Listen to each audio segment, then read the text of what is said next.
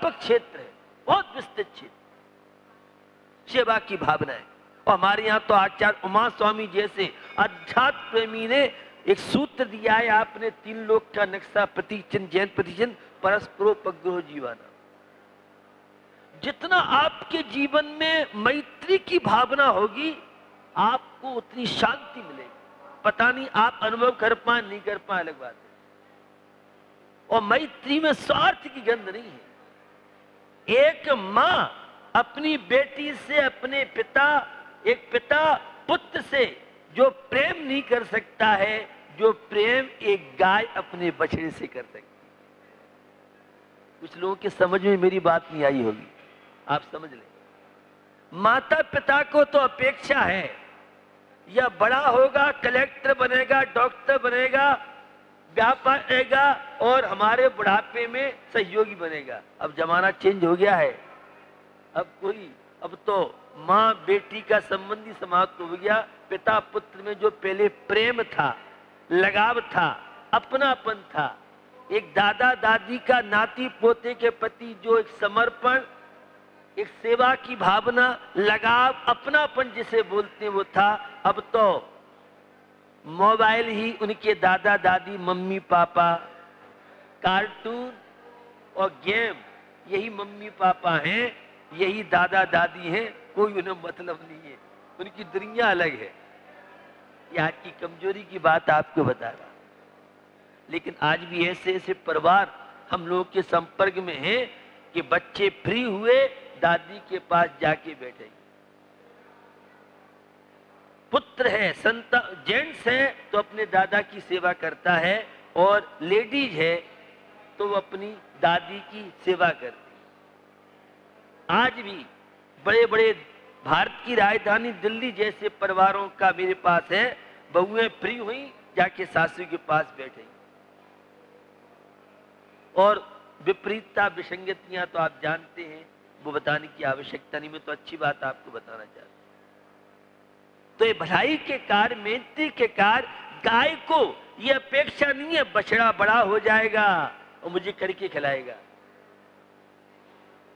कभी आपने ध्यान नहीं दिया? वात्सल्य के लिए दृष्टांत दिया है, गाय और बछड़े की जैसे निस्वार्थ प्रीति होती है, उसी तरह से धर्मात्मा धर्मात्मा के काम नहीं आया, मानव मानव के काम नहीं आया, तो काय का इंसान है, वो कभी धर्मात्मा नहीं हो सकता है।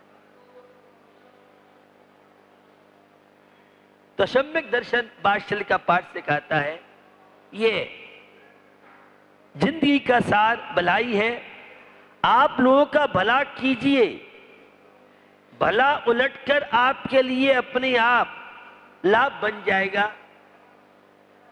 जब आपकी सेवा की भावना है, करुणा की भावना है, सद्भावना है, तो आपको ऊर्जा मिलेगी, शक्ति मिलेगी जो आपको दिखेगी। मैं इस शक्तियों का प्रयोग करता हूं। कोई दीन दुखी व्यक्ति मेरे पास आता है और मैं सब काम छोड़ के प्रयास करता हूं, मेरे पास समय है तो मैं पहले उसकी सुनने का प्रयास करता हूं। भले ही मैं सहयोग कर पाऊं नहीं कर पाऊं अलग बात है, लेकिन मुझे पता पड़ जाए कोई गरीब है, दुखी है, परेशान है, जब सब रास्ते बंद होते हैं तब फिर हम लोगों का प्रयास रहता है कि ये व्यक्ति कैसे इसको सांत्वना बन सके, ये विपत्ति से कैसे छुटकारा प्राप्त कर सके। और कुछ ऐसे भी होते हैं, बन के आते हैं, चालू होते हैं, तो वो हम लोगों को बहुत जल्दी समझ में आ जाता है, क्योंकि हमें उससे पेमेंट बहुत मिलता है। आप कहेंगे कैसा पेमेंट? और उसकी आत्मा को संतुष्टि हो गई, वो किसी कष्ट से दुख से दूर हो गया, तो हमारा भी उसमें कमीशन बनता है। ये रुपए कागज के रुपए पैसी बात नहीं कर रहा हूं, उससे जो अहिंसक भावनाएं हमारे जीवन में बढ़ती है, मैत्री की भावना बढ़ती है, वह विकास में माध्यम कार्ड बनता है। तो आप भलाई कीजिए, उसका ऑटोमेटिक आपको बेनिफिट मिलेगा, आपको शांति मिलेगी। एक प्रसंग में आपको सुनाता हूं, हमारे तीर्थंकर प्रभु की वाणी आप सबको ज्ञात है। पशु पक्षी, सर्प और नोले, कैट और रैट एक साथ सुनते हैं। शेर और गाय कई बार मंदिर जाते हैं तो आप देखते हैं वेदी के सामने एक तरफ शेर पानी पी रहा है, गाय पानी पी रही है, और शेर के थन से बछड़ा दूध पी रहा है और शेरनी का बच्चा गाय का दूध पी रहा है। कभी आपने, बहुत लोग तो समझते हैं यह बहुत बड़ा मनोवैज्ञानिक है, यह बहुत बड़ा शांति का माध्यम है। जिसके मन में जितनी कटुता शत्रुता की फसल बोएगा वो उतना ज्यादा बीमार रहेगा, रोगी रहेगा, दुखी रहेगा, विपत्तियों का शिकार रहेगा। और जो जितना सेवा भावी, आत्मा की भलाई तो जरूरी है ही, लेकिन अहिंसक जीवन शैली के लिए अभेदान, मेरे द्वारा किसी जीव को कष्ट न हो, दुख न हो, तो निश्चित भलाई के कार्य, सेवा के कार्य, परोपकार के कार्य हमें हमेशा करते रहना चाहिए। और जो जितना सेवा के कार्य करेगा उतना ज्यादा हृष्ट पुष्ट और स्वस्थ रहने के साथ साथ मैं तो कहता हूं संबर निजा के क्षेत्र में भी उन्नति कर सकता है। गुरु नानक का एक प्रसंग आपको सुनाना चाह रहा हूं। गुरु नानक एक बार किसी गांव में पहुंचे। जब गांव में पहुंचे, मैंने संसारो मुक्ताश्च, ये संसार में भ्रमण करने वाले संसारी जीव कहलाते हैं, और मोक्ष चंद्र प्रभु स्वामी नंग अनंग कुमार की तरह जो 8 कर्मों से रहित हो चुके हैं मोक्ष गामी जीव कहलाते हैं। हम सबको भी संसारी से मुक्त होना है और पूर्ण शांति पाने के लिए हम तीर्थ क्षेत्र सोनागिर में इस 3 दिसंबर 2017 में आए। क्या हुआ?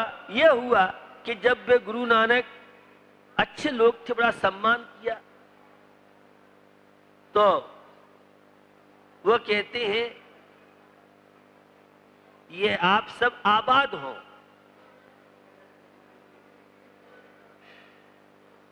विकास करें, उन्नति करें, फैल जाएं। आगे चलते हैं तो एक गांव के लोग संस्कार विहीन थे, पुण्य पाप के रहस्य को नहीं समझा था, संसार मोक्ष क्या नहीं समझा था, केवल खाना पीना सोना यही इनकी जिंदगी की लाइफ थी। क्या हुआ? जब वे जाने लगे तो उन्होंने सिमट के रहो। उनके साथ एक चेला था, बड़ा कलाकार था, समझदार था। उन्होंने कहा गुरुजी क्या बात है, जिन्होंने सम्मान किया उनको तो आप उजाड़ रहे हो, और जिन्होंने अपमान किया उनसे कह रहे हो तुम यहीं रहो। तो गुरु नानक कहती हैं वे सज्जन लोग थे, और सज्जन लोग जहां भी जाएंगे वहां पर महक शांति की, अहिंसा की, सज्जनता की, सम्यक दर्शन, ज्ञान चारित्र की, 7 तत्व, 6 द्रव्य, 9 पदार्थों की गंध फैलाएंगे। और ये दुर्जन लोग अगर फैल जाएंगे तो अन्य गांव के लोग भी बेकार हो जाएंगे। इसलिए मैंने इनसे कहा सिमट के रहो, और उनसे कहा तुम तो फैल जाओ। ये है जीवन की विशेषता। तो जीवन का सार भलाई है, निश्चय से आत्मा की भलाई करना, और व्यवहार से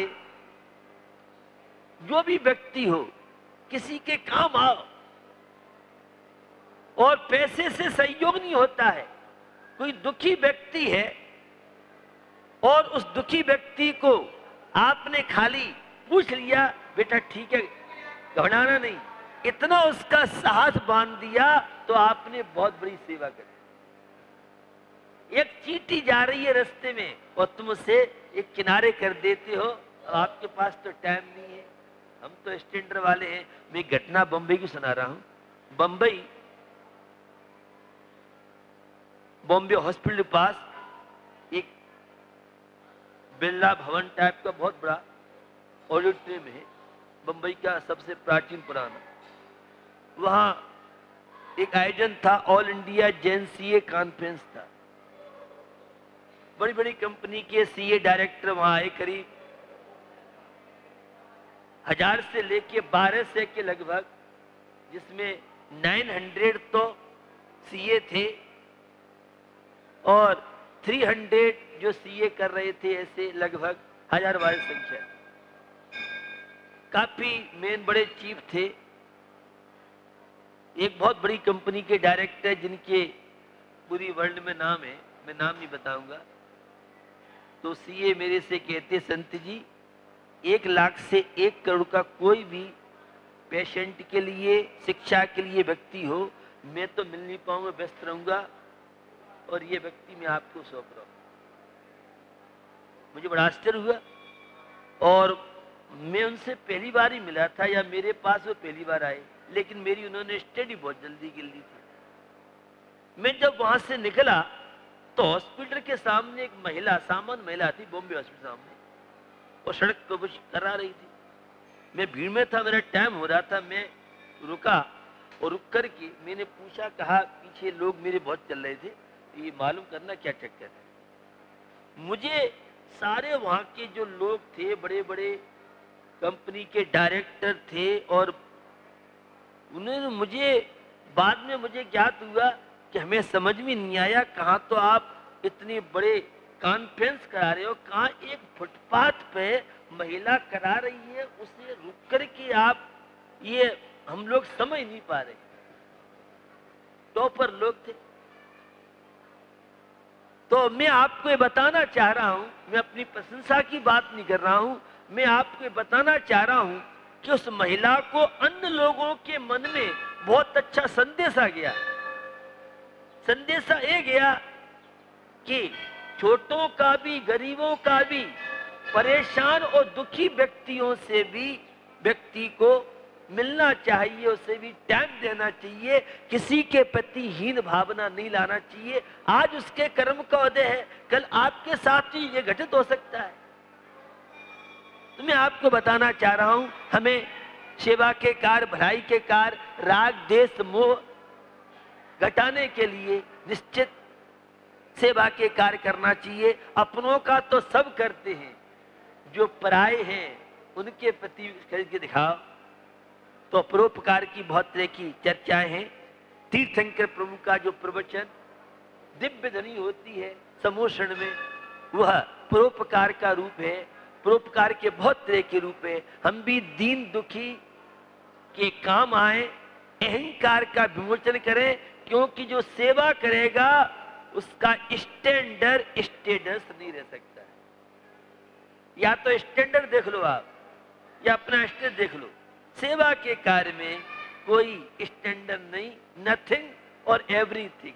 मैं 2 शब्दों का प्रयोग करता हूं। नथिंग सम्यक दृष्टि धर्मात्मा, महावीर का भक्त, परमात्मा का भक्त, और एवरीथिंग रावण का वंशज कह लें, मिथ्या दृष्टि कह लें, अधर्मात्मा कह लें। तो निश्चित अपने जीवन में सिद्ध क्षेत्र सोनागिर जी आए हैं, कोई न कोई अच्छे संकल्प लेके जाएं और यहाँ बुराइयों का परित्याग करके एक अच्छा इंसान बन करके, पहले इंसान बनिए तब भगवान आप बनेंगे। तो नैतिक बने तभी आप आत्मा से परमात्मा, बहिरात्मा से अंतरात्मा बन सकते हैं। जीवन तो सभी व्यतीत करते हैं, लेकिन जिनके पास जीने की कला होती है, वे विपत्तियों में भी कभी भी कष्टों का अनुभव नहीं कर पाते। यह है एक भारतीय नागरिक की पहचान, यह है सम्यक दृष्टि की पहचान, यह है धर्मात्मा की पहचान, यह है संसार और मोक्ष के स्वरूप को जिसने समझा उसकी पहचान। कष्टों से, विपत्तियों से, अशुभ कर्म की वजह से हमें कोई फर्क नहीं पड़ता है। हमारी सोच, इससे अवश्य फर्क पड़ता है। धर्मात्मा पंच परमेष्टि में जिसकी श्रद्धा आस्था है, वह दुखों को दुख नहीं मानता है। यह सबसे बड़ी उसके जीवन की विशेषता हुआ करती है। और इन सब के लिए धर्म की बड़ी आवश्यकता है, क्योंकि धर्म हमारे जीवन में संतुलन बनाने के लिए एक बहुत बड़ा सॉफ्टवेयर का काम कर सकता है। धर्म हमारे जीवन में विपत्तियों के बीच में साहसी बनाने का, उनको सहन करने की क्षमता धर्म के माध्यम से आ सकती है। धर्म सुख और दुख में समता का पाठ हमें सिखाता है। विपत्तियां भी हमेशा नहीं रहेंगी और ये संपत्ति भी हमेशा नहीं रहेगी। संसार है, और जो परिवर्तनशील हो वह संसार कहलाता है। और इन दोनों के बीच में सामंजस्य बिठा ले, यह है धर्म तीर्थ के जीवन का प्रभाव, यह है तीर्थ क्षेत्रों के दर्शन का प्रभाव, यह है मंदिर जाने का प्रभाव, यह है साधु संतों के समागम में आने का प्रभाव। अगर ऐसा नहीं है तो मुझे लगता है अभी आप धर्मात्मा नहीं है, अभी आपने अपने आप को समझा नहीं है, अभी सम्यक दर्शन ज्ञान चार्ट से आपका परिचय नहीं। मैं धर्म की ज्यादा परिभाषा नहीं करूंगा,